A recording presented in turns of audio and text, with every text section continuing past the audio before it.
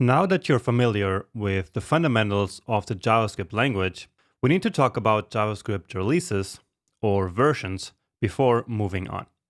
And we briefly talked about this in the intro video, but now let's go into more depth because it's really important to know about how JavaScript releases work and how we can use them. It's important for your work as a web developer and also because you will see these topics coming up in the developer community all the time. And so you want to be able to understand what's going on. And the best way to start understanding JavaScript versions is by looking at the history of JavaScript. So let's do that. And let's start at the beginning of the internet itself. So quickly after the internet was invented and the first web browsers were developed, developers wanted to start making websites more interactive. In other words, they needed a programming language for the browser. So in 1995, the Netscape Navigator, which by the time was the dominant browser, hired a guy named Brendan Eich to create the very first version of JavaScript in just 10 days. It was called Mocha, so not JavaScript yet, but it already had many of the fundamental features that modern JavaScript has today. So that's very impressive that he basically created this first version in really just 10 days. Then in 1996, Mocha was renamed to LiveScript, which was then again renamed to JavaScript for one simple reason: to attract developers from the hottest language at the time, which was Java. So the Java in JavaScript was really just for marketing reasons, because the language itself has basically nothing to do with Java. Now, some beginners think that this is the case, but actually no. JavaScript and Java are two completely different languages. Also in 1996, Microsoft launched the Internet Explorer, which basically copied JavaScript from Netscape. But they called it JScript for legal reasons because, well, you actually cannot just go around and copy other people's programming languages. Now, what this means is that we now had two very similar but competing languages, which of course is never a good idea in the long run.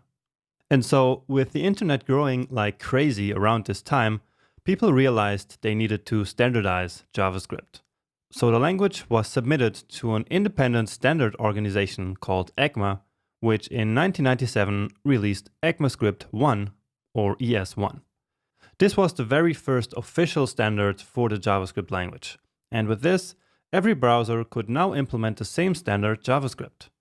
In the real world, we usually use the term ECMAScript to refer to the standard, while JavaScript is used when we talk about the language in practice, as it's implemented in browsers. Now, fast forward to 2009, after a lot of complications and disagreements about where the language should be headed, ES5 was released with a lot of great new features. And then finally, another 6 years later, the much-awaited new version ES6 was launched in June 2015. And this was the single biggest update to the language ever. So it contained a ton of new exciting features, which we will explore throughout this entire course.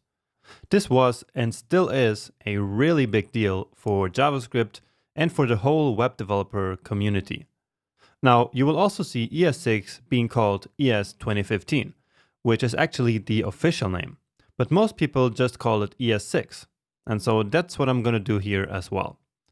And actually the reason for ES6 being called ES 2015 officially is that in 2015, ECMAScript changed to an annual release cycle. So right now, there's going to be a new release every single year. The reason for that is that they prefer to just add a small number of new features per year instead of shipping a huge new version every couple of years like it happened with ES6. And so this way, it's going to be much easier for everyone to keep up to date. And so according to this new annual release cycle, in 2016, ES 2016 or ES7 was released, ES 2017 in 2017, and like this, it will continue until the end of time, or something like that. Now, there is one particularity about JavaScript releases which is pretty unique for any programming language, and that is backwards compatibility all the way to ES1. So what does that actually mean?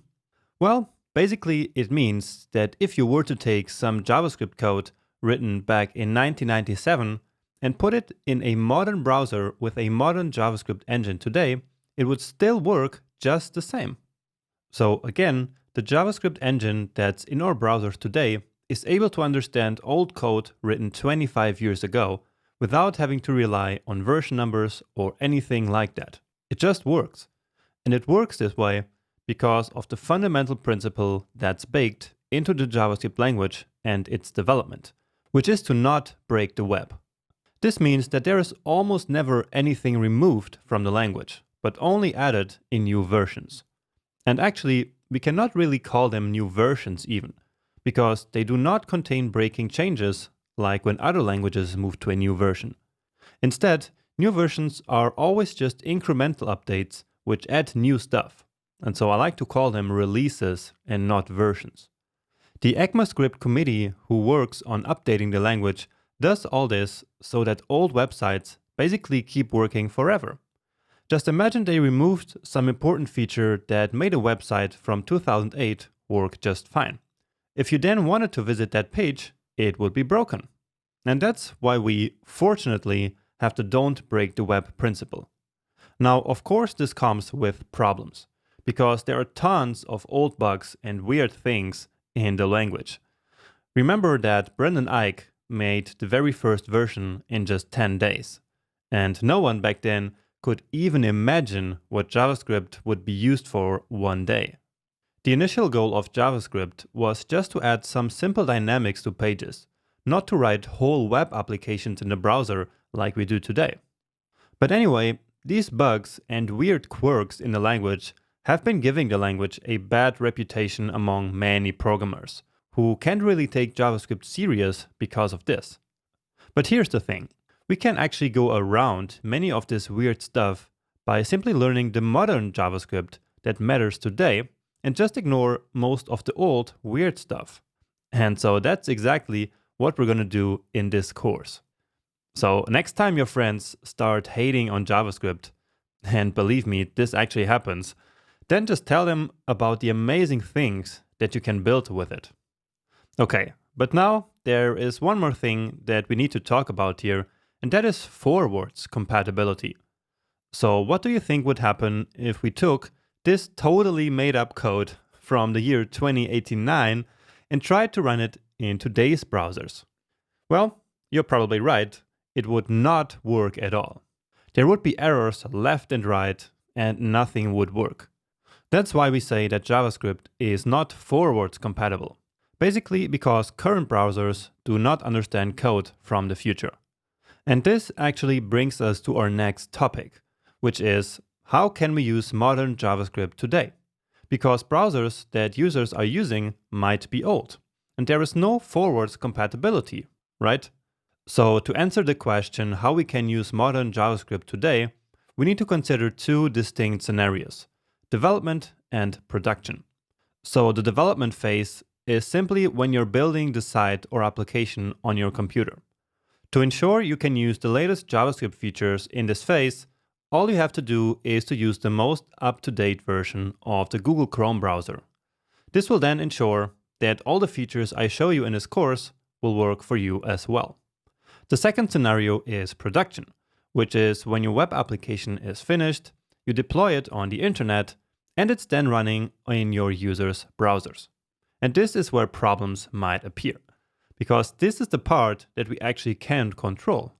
We cannot control which browser the user uses, and we also can't assume that all our users always use the latest browsers, right? Now, the solution to this problem is to basically convert these modern JavaScript versions back to ES5 using a process called transpiling and also polyfilling. We will use a tool called Babel later in the course to transpile our code, but for now, during the course, we won't need that. Again, because you're using the most up-to-date browser during development. Transpiling back to ES5 is only necessary after your app is developed and you want to ship it to your users. Alright, so now let's take a look at how different JavaScript releases can be used today. So first off, ES5 is of course fully supported in all browsers today, all the way down to Internet Explorer 9 from 2011. So we can assume that ES5 is safe to be used at this point, which is the reason why we use it as a target for transpiling. Now about the newer releases ES6, ES7 and all the way to ES 2020 as of mid-2020, they are actually quite well supported already in all modern browsers. And we usually call all the current versions together ES6 Plus. So right now that's from ES6 to ES 2020, and basically all together they are the modern JavaScript. Now it's in this modern JavaScript, so in this ES6 Plus, where transpiling comes in, as I mentioned earlier. Again, because it's not safe to assume that all our users are using these modern browsers, and we don't want to break our app for them, right? And by the way, if you want to stay up to date with what features are currently supported in which browser, you can check out the ES6 compatibility table. It's really interesting. The link is actually on my resources page on jonas.io. Next, there are also the future releases of the language, like ES 2021, ES 2022, and so on. And these future releases together are many times called ES Next. Now, why is this even relevant? Well, because most browsers actually start implementing new features even before they enter the official ECMAScript specification. That's possible because as new features are proposed, they have to go through 4 stages, starting with stage 1, where they are first submitted, all the way to stage 4, at which point they enter the language officially.